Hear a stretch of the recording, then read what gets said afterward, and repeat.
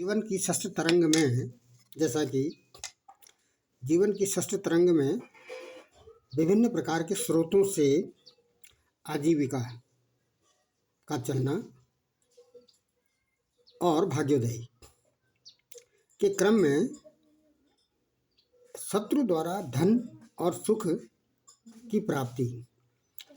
यहाँ पर एक जातक या एक मनुष्य दूसरे व्यक्ति का शत्रु या मित्र नहीं होता है, बल्कि जातक की जन्म पत्रिका में जो शत्रु मित्र सम अधिशत्रु अधिमित्र बैठे रहते हैं, वे ही शत्रु के या मित्र के कारक बन जाते हैं। इसको फिर से समझा जाए। जन्म के समय पर जातक के जन्म पत्रिका में जो ग्रह जिस स्थिति में बैठे रहते हैं, शत्रु में ग्रह में बैठे हों या शत्रु मित्र राशि में बैठे हों, उनसे ही शत्रुता का विचार किया जाता है और उसी ग्रह के स्वभाव से उसकी दशा और महादशा में शत्रु द्वारा धन और सुख की प्राप्ति का संदर्भ ज्योतिष रत्नाकर में दिया गया है। इसी तर्क को, इसी तथ्य की सत्यता के औचित्य को सिद्ध करने के लिए, स्पष्ट करने के लिए दो प्रकार की मित्रताओं के बारे में जानकारी होना जरूरी है। नंबर एक, नैसर्गिक मित्रता और दूसरा तात्कालिक मित्रता। ये तात्कालिक मित्रता के लिए जन्म के समय पर ग्रहों की स्थिति देखी जाती है। यहाँ पर एक तर्क आता है, एक सिद्धांत आता है कि षष्ठेश और मंगल शत्रुकारक ग्रह हैं।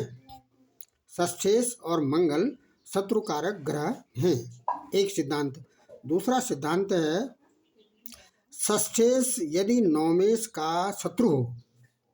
क्या मतलब है इसका? यहाँ पर षष्ठेश 12 है, तो 12 का मतलब गुरु, और यहाँ पर नवम स्थान पर नवम भाव में 3 है। 3 का मतलब है बुध। तो षष्ठेश गुरु को बुध क्या मानते हैं? नैसर्गिक में सम मानते हैं। लेकिन यहाँ पर तात्कालिक चार्ट यदि देखा जाता है तो बुध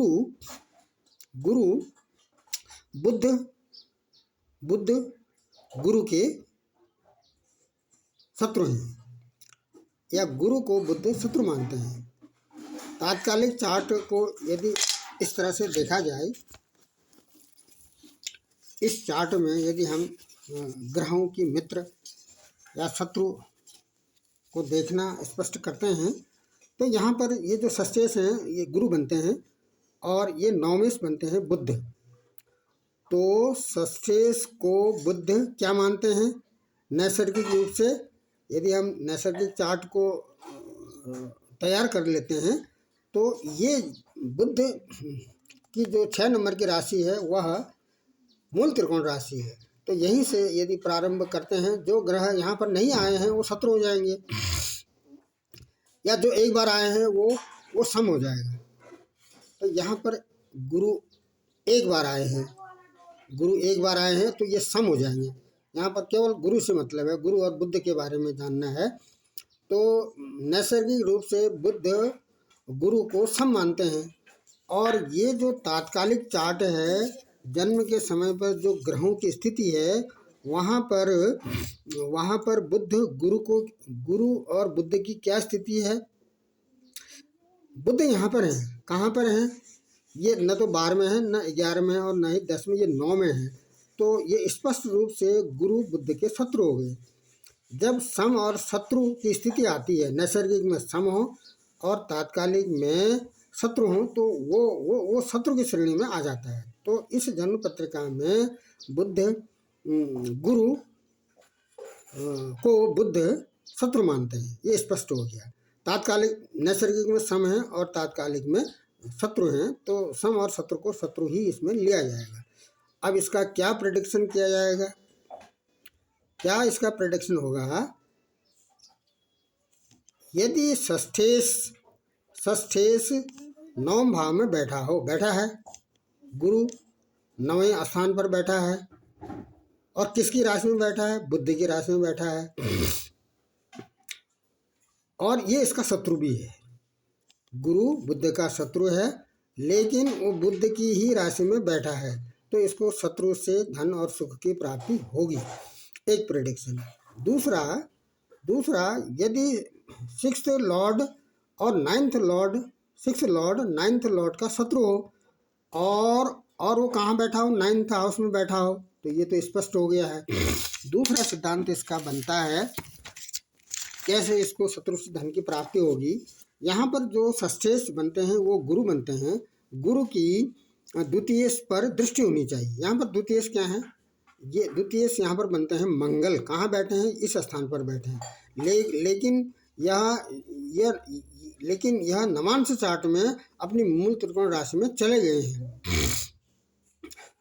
और मेष राशि मंगल की अपनी राशि भी है, तो गुरु की इसमें 1 2 3 4 5वीं दृष्टि द्वितीय पर पड़ती है। तो यहाँ पर भी इनको जो धन की प्राप्ति होगी वो शत्रु से होगी या सुख की प्राप्ति होगी। फिर से इसको सारांश इस तरह से समझा जाए, किसी व्यक्ति का, एक व्यक्ति दूसरे व्यक्ति का कभी भी शत्रु या मित्र नहीं हो सकता, नहीं होता है, लेकिन उस जन्म के समय पर उस जन्म पत्रिका में बैठे हुए ग्रहों की स्थिति के आधार पर ही उसको शत्रुता और मित्रता के श्रेणी में रखा जाता है, ग्रहों की स्थिति के आधार पर। तो यहाँ पर षष्ठेश और मंगल को शत्रु, या तो षष्ठेश शत्रु होगा या फिर मंगल से शत्रु का विचार किया जाएगा।